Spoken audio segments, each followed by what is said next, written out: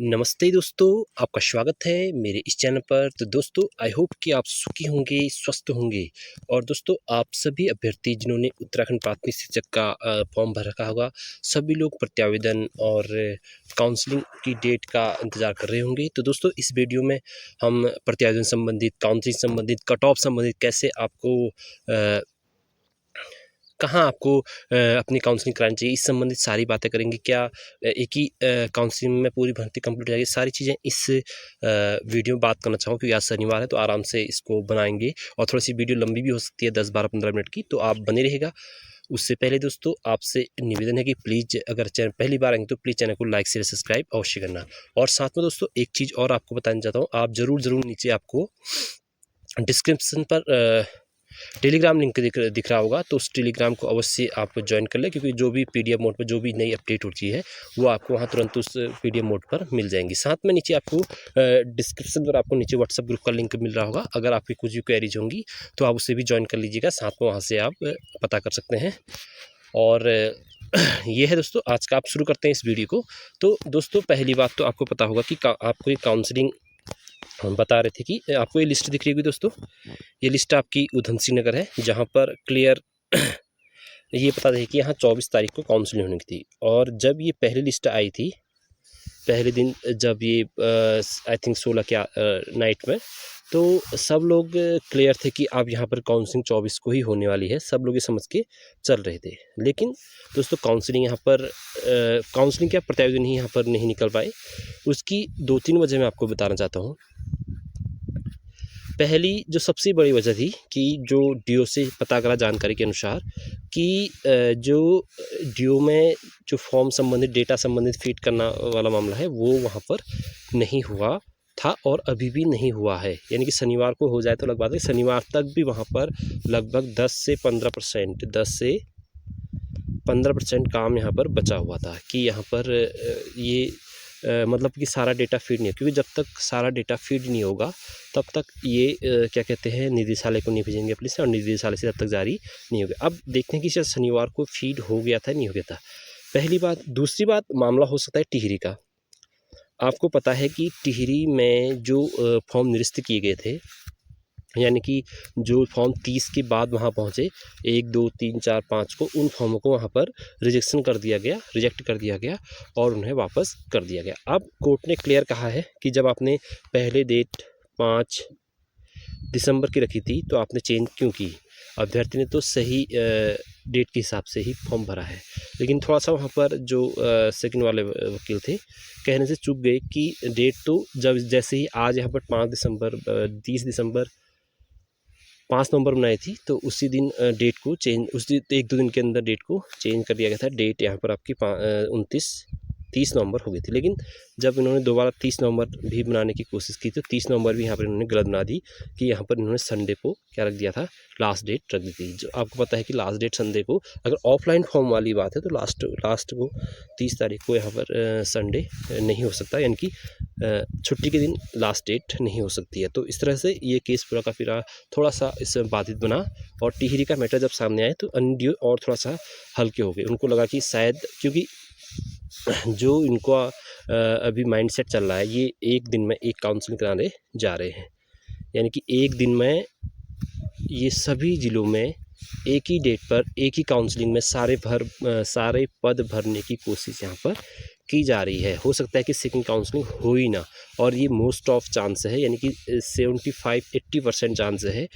कि यहाँ पर ये एक काउंसलिंग में ही इस भर्ती का निपटारा कर देंगे।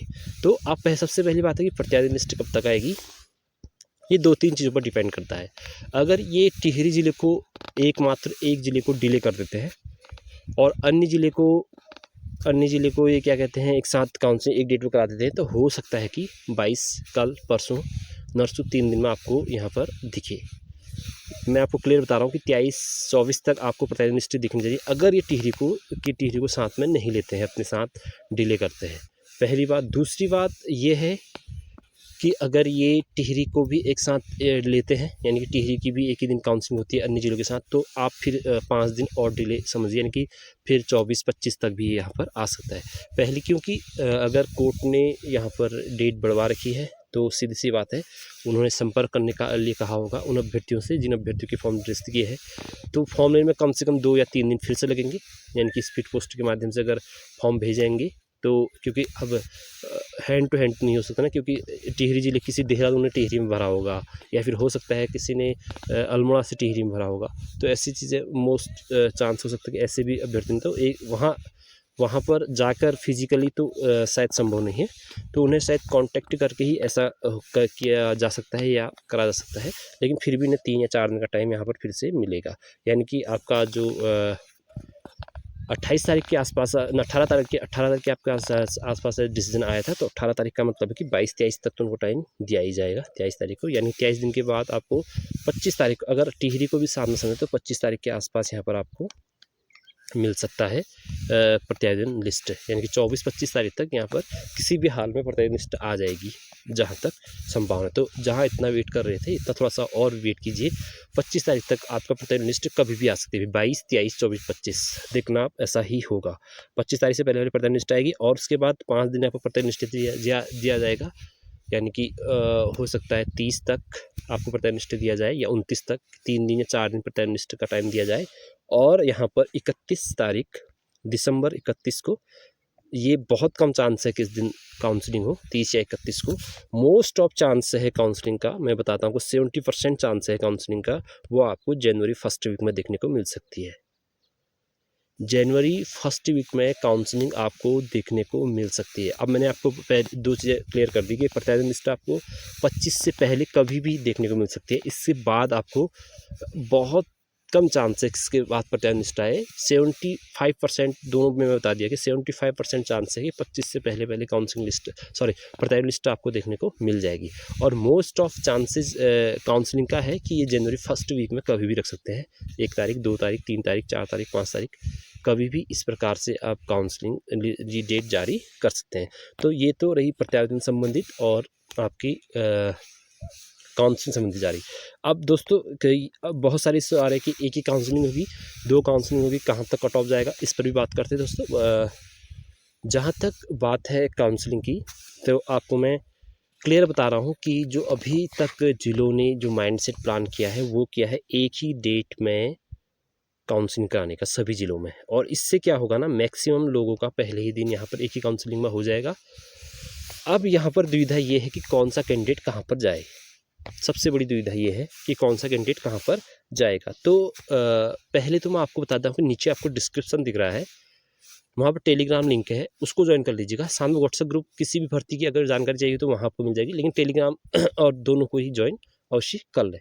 तो टेलीग्राम पर एक पोल किया जाएगा, लगभग वहाँ पर 1200 लोग हैं, अगर आप ज्वाइन करते तो लगभग 1500-2000 के बीच में आंकड़ा बन जाएगा, और 2000 के बीच में आंकड़ा बनेगा तो आपको 2000 लोगों का तो पता चल जाएगा कि कौन से अभ्यर्थी कहाँ पर पोल किया जाएगा कि कौन सा अभ्यर्थी कहाँ पर काउंसलिंग के लिए जा रहा है। वहाँ पर सारे जिलों के नाम दिए जाएंगे और वहाँ पर सभी अभ्यर्थी पोल करेंगे, उस हिसाब से मैं आपको बताऊंगा कि कितने अभ्यर्थी किस जिले में जा रहे हैं। तो आप अवश्य टेलीग्राम पर जैसे ही प्रत्यावेदन लिस्ट आएगी वैसे ही वहाँ पर पोल कर दिया जाएगा, यानी कि आज प्रत्यावेदन लिस्ट आएगी तो कल वहाँ पोलिंग शुरू हो जाएगी और 3-4 दिन लगातार पोलिंग चलेगी, और लास्ट 2 दिन के अंदर फिर वीडियो बनाकर बताऊँगा कि कितने अभ्यर्थी, कितने % अभ्यर्थी किस जिले में जा रहे हैं, जिससे कि आप भी अपनी सुविधा अनुसार जा पाएँ।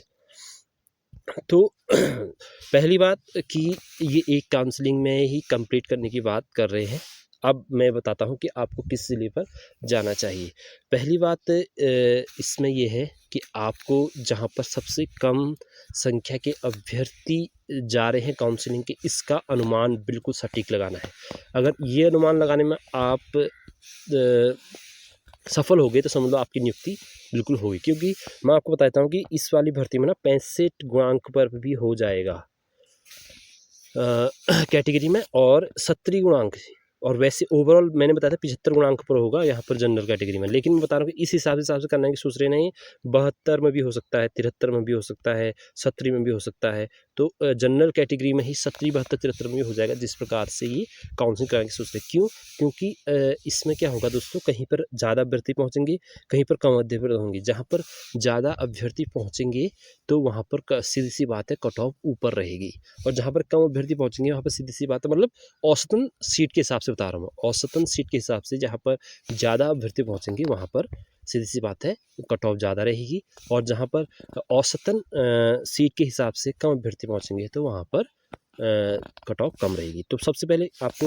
आपकी सफलता यहीं पर है कि आप सही निर्णय ले सकें आपको काउंसलिंग के लिए कहाँ जाना है। और ये ना देखना चाहिए दोस्तों कि मुझे अपने ही ज़िले में मिल जाए, मुझे बगल वाले ज़िले में नहीं, ऐसा बिल्कुल भी ना सोचो। आपसे निवेदन है, क्योंकि ये एक बार का मौका है, क्योंकि बार बार पता है आपको बेरोजगारी का कितना बड़ा यहाँ पर एक एहसास होता है इंसान को। तो आप सबसे पहले अपने आप को मतलब सिक्योरिटी में रखें और अपने आप सिक्योर हो जाए पहले। कहीं भी किसी भी ज़िले में आपको अगर मिले तो वहाँ पर लेने की कोशिश करें। तो आपको कहाँ पर जाना चाहिए मैंने आपको बता दिया कि पहली काउंसलिंग में ही ये शायद जहाँ तक भर्ती नहीं पड़ जाएगी, क्योंकि देखो 6000 लोग हैं दोस्तों।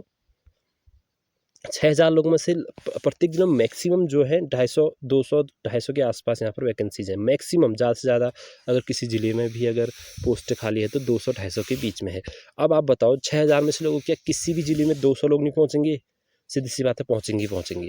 चाहे वो लोएस्ट मेरिट वाला हो चाहे हाईएस्ट मेरिट वाला हो, वो पहुँचेगा ही पहुँचेगा। कि 200 लोग 300 लोग एक दिन में एक ज़िले में अवश्य पहुँचेंगे। और अगर इतने लोग भी पहुँचे, अगर मान लो जनरल में मान लो 70 सीटें हैं या 80 सीटें हैं, 80-90 लोग भी जनरल पहुँच गए, वहाँ 100 लोग भी जनरल पहुँच गए, चाहे वो उनकी कट ऑफ कितनी ही हो, चाहे वो 60 वाले हो चाहे 62 वाले हो, उस 100 में से 90 लोग जितने भी होंगे वो सीधे भरे जाएंगे। तो आप समझ रहे होगे ना कि किस प्रकार से कट ऑफ कम जा सकते हैं। मैं बता दिया, फिर से बता रहा हूँ मैं। मान लो किसी ज़िले में 100 पोस्टें हैं, एक उदाहरण लेना, 100 लोग हैं और 6 किसी भी ज़िले में, एक ज़िले में बता दिया हमने, मान लो एक ज़िले में 100 पोस्टें हैं और 6000 में से जनरल पोस्ट है, 6000 में से लगभग 3-4 जनरल भी होंगी या तो 2500 जनरल भी होंगे। तो उसमें से कम 200 लोग तो इस ज़िले में जाएंगे, या तो 150 लोग तो जाएंगे ही जाएंगे। अगर 150 लोग जाएंगे, हो सकता है कि इसमें 65 वाला मेरिट वाला भी हो, 68 वाला भी हो, 72 वाला भी हो। अब टॉप के 200 में से जो होंगे मेरिट वाले, उनका सिलेक्शन हो जाएगा। इससे आपको पता चलता है कि एक ही काउंसलिंग में ये भर्ती का निपटारा हो जाएगा। तो सबसे बड़ी बात आपको क्या करना है कि सही अनुमान लगाना है कि किस ज़िले में आप जाएंगे और कट ऑफ कम। और कट ऑफ मैंने बता दिया कि कहीं बहुत हाई रहने वाली है, कहीं बहुत कम रहने वाली है। जो हायर कट ऑफ होंगे जिनका 78 प्लस होगा जनरल कैटेगरी में, और जो कैटेगरी के अंदर 75 प्लस होंगे, जो ST के अंदर 72-73 प्लस कर रहे होंगे, जनरल के अंदर बता दें 78-80 से प्लस होंगे, और जो उससे कट ऑफ के कैटेगरी में OBC EWS 75 के प्लस के आसपास होंगे, और जो कैटेगरी के ST के अंदर 72-73 प्लस के है, वो तो मैक्सिमम अपने ही ज़िले में काउंसलिंग कराएंगे। लेकिन इससे नीचे जो है उनको बहुत ज़्यादा क्या करना पड़ेगा दोस्तों, थोड़ा सा दिमाग लगाना पड़ेगा। अब मैं आपको बताता हूँ कि आपको कैसे अपने आप को सही करना है। आपको रिसर्च करना है दोस्तों, चाहे 1 दिन लगे चाहे 2 दिन लगे। आपने दोस्तों को 1-2 दोस्तों को पकड़ लीजिए अपनी कैटेगरी में, जो आपकी कैटेगरी में है। जनरल तो जनरल कैटेगरी, और अगर ST है तो ST US। उसमें क्या करना है दोस्तों, आपको कुछ पेज मिलेंगे, जैसे इसमें कितने पेज हैं, इसमें 23-24 पेज हैं, आपको उसमें शायद हो सकता है 50-60 पेज मिले। उससे बोलो कि 40 पेज तुम देखो, 40 पेज मैं देखूँगा, और सब लोग 40 पेज 2 दिन लगेंगे। हमने तो 3-4 दिन लगाए थे, तो 2 दिन लगेंगे। आपको डीपली देखना है कि आपसे ऊपर कितने कैंडिडेट ऊपर चल रहे हैं। आपको क्या देखना है, अगर लास्ट गुणांक देखा तो अच्छी बात है, नहीं तो आपको टैग नंबर और डीलर नंबर देखने हैं अपने कैटेगरी के, कि आपसे ऊपर कितने लोग फाइट कर रहे हैं। वो अगर आपके ऊपर कम से कम 30-20 लोग, 40-50-60 लोग ऊपर हैं, तो आप तो सेफ जोन पर है। अगर आपसे 200-300 लोग ऊपर चल रहे हैं तो फिर आप खतरे की जोन पर चल रहे हैं। तो आपको क्या देखना है कि आपसे ऊपर कितने अभ्यर्थी यहाँ पर फाइट कर रहे हैं, और कितने अभ्यर्थियों का सिलेक्शन आपसे पहले हो सकता है। यानी कि आपको टैग नंबर और उसके डीलर नंबर देखने हैं, और आपको क्लियर हो जाए कि आपसे ऊपर कितने अभ्यर्थी यहाँ पर पूरे उत्तराखंड में चल रहे हैं। और फिर साथ में ज़िले भी लिखा होगा, ज़िला भी किस ज़िले से आपने फॉर्म भर रखा है, ये सारे जैसे इसमें लिखा है ना, ये देखो नाम भी लिखा है, डेट ऑफ लिखी है, नगर लिखा है, डीलर लिखा है, कहाँ से आपने किया है, ये सारी चीज़ें हुई लिखी हुई है। तो ये सारी चीज़ें आपको उसमें भी लिखी होगी। बाकी उसमें 2-3 चीज़ें और ऐड होंगी, उसमें नंबर ऐड होंगे और डीलर नंबर ऐड होंगे और आपके टैग नंबर ऐड होंगे। तो पता है कि आपको किन 2 चीज़ों से मेरिट बननी है, तो उससे क्लियर हो जाएगा कि आपसे ऊपर कितने अभ्यर्थी हैं। बस 2 नंबर आपको देखने हैं। तो दोस्तों ये चीज़ें आई होप कि आपकी सारी क्वेरीज कंप्लीट हो चुकी होंगी। मैंने प्रतिवेदन लिस्ट बता दी है कब तक आ सकती है, काउंसलिंग कब तक हो सकती है, मोस्ट ऑफ चांसेस है। बाकी दोस्तों जहाँ पर थोड़ा बहुत इंतज़ार आपका चल रहा है, थोड़ा सा इंतज़ार और कर लीजिए। जहाँ इतना इंतज़ार रुक गए आप, थोड़ा सा इंतज़ार कीजिए और और आई होप कि आपका इस बार सिलेक्शन हो जाए। मैं पूरी आशा करता हूँ, खासकर वो जो मेरे व्यूवर्स हैं जो कंटिन्यू मेरे वीडियोस को देखते हैं और कमेंट्स करते हैं मोटिवेशन के लिए, उनका तो मैं रिक्वेस्ट करूँगा कि भगवान से कि हो ही जाए उनका, चाहे गुणांक उनका कितना ही बन रहा हो। तो ये है। और बाकी आपकी जो भी क्वेरीज होंगी दोस्तों, मैं आपको कमेंट बता दूंगा, आप अपने क्वेरीज के अवश्य कीजिएगा। अगर कोई भी होगी कोशिश करूँगा कि आपको पर्सनली उस पर कमेंट पर रिप्लाई कर सकूँ। तो इस वीडियो को यहीं पर एंड करते हैं दोस्तों, फिर मिलते हैं एक नेक्स्ट वीडियो में। अगर आप चैनल पर पहली बार आएंगे तो प्लीज़ चैनल को लाइक शेयर एंड सब्सक्राइब अवश्य कर लेना। धन्यवाद।